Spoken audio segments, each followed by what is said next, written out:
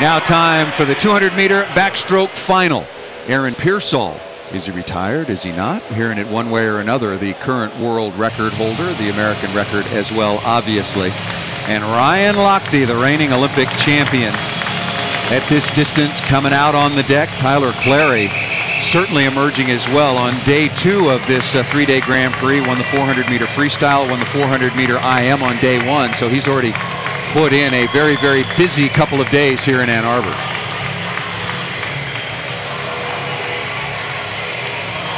Charlie Houchin will start things off down in lane 1, a fast swim team coached by John Urbanchek. Well, how many athletes does Coach Urbanchek work with? A lot of the good ones. Robert Margalis, same coach, same club, will be in lane 2. Lochte in lane 3. Personal best 153.82. And very stylish. Has been known to do that, certainly has been Ryan Lochte. Tyler Clary will be in lane 4, the fastest qualifier, at 2 minutes and 92/100ths. Lane 5, Leonardo Fim from Brazil. Matthew Patton will be next to Fim out of the nearby Club Wolverine, actually the host club for this Grand Prix championship. Chris DeYoung out of Big Blue Aquatics in Chicago. Swam here at the University of Michigan and now has started a big and very successful swim club in Chicago, and it is indeed a little advertising as well, known as the Big Blue Swim Club.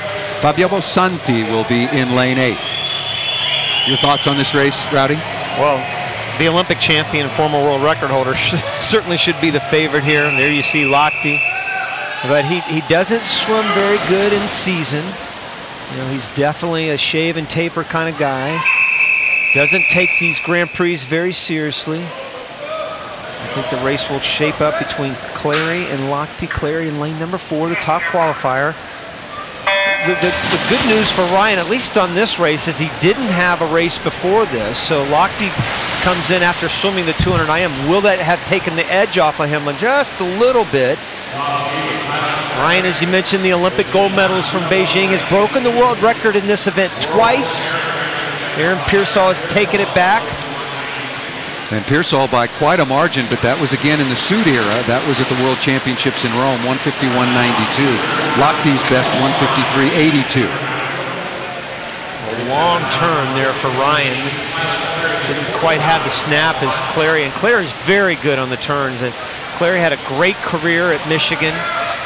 NCAA champion, American record holder in the 200 back, and he did that because of those turns. He had great turns.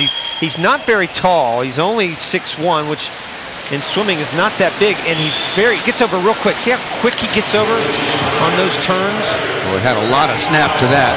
Tyler Clary in lane 4, the fastest qualifier, turns first in 56.85, almost a full second ahead of Ryan Lochte.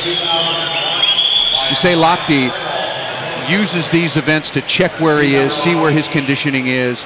Will that give him a baseline towards the World Championships in Shanghai and what he's got to do the rest of these several months? Yeah, definitely. I mean, every time he swims a race like this, he knows his body so well. He knows what he needs to do. Clary, boy, he is just looking so good right now. And he's just really had a great Grand Prix up to this point. Remember, winning the 400 free, he was 3rd in the IM just a few minutes ago, and he is just pulling it away in this backstroke. Tyler Clary now with over a body length's lead over Ryan Lochte, the reigning Olympic champion. And Clary headed for home and looking for his 3rd win of this Grand Prix 3-day championship here in Ann Arbor. And there he's got it. Time of 156.61. Final lap 29 and 98/100ths. Wow. That's definitely the swim in the meet for the men anyway. 156 puts him in the top 3 in the world right now. Unbelievable. And he ran away from the Olympic gold medalist. I mean, just ran away from him that last 50. And that's where you usually see Ryan do so well. Ryan's very similar to Michael in the fact that he attacks that last turn and is able to overcome any kind of deficiency he has. But boy, it just was all Tyler Clary. Really from start to finish. Look at this first 50. He's about a half body length there.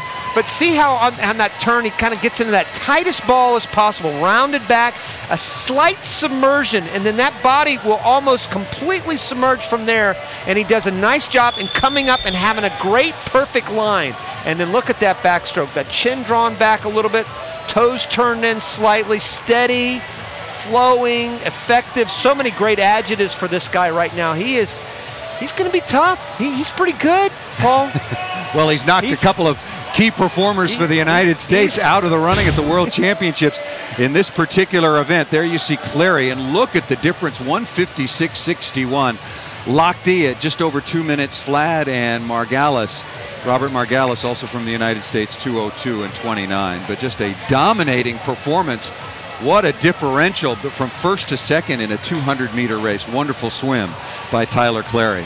And he is with us now down on the deck. Tyler, congratulations. What a great effort and a very successful weekend here in Ann Arbor. What does that say about where you are right now with your technique and with your conditioning? For me, I always tend to swim better at the end of the season, so I'm very excited to get back into training and then really open up a can in Shanghai. Tyler, this is Rowdy. What's it like coming back to Ann Arbor, a place where you had so much success? I mean, I've been very excited about it for a long time. I haven't gotten to see a lot of the guys for quite a while, so it's really fantastic to come back and really connect with all of them again. What a great swim, buddy. Nice job. Thanks a lot. Tyler, congratulations again. Tyler Clary, a superb swim in the 200-meter backstroke, his third win of the weekend. More swimming from Ann Arbor when we come back once again on Universal Sports.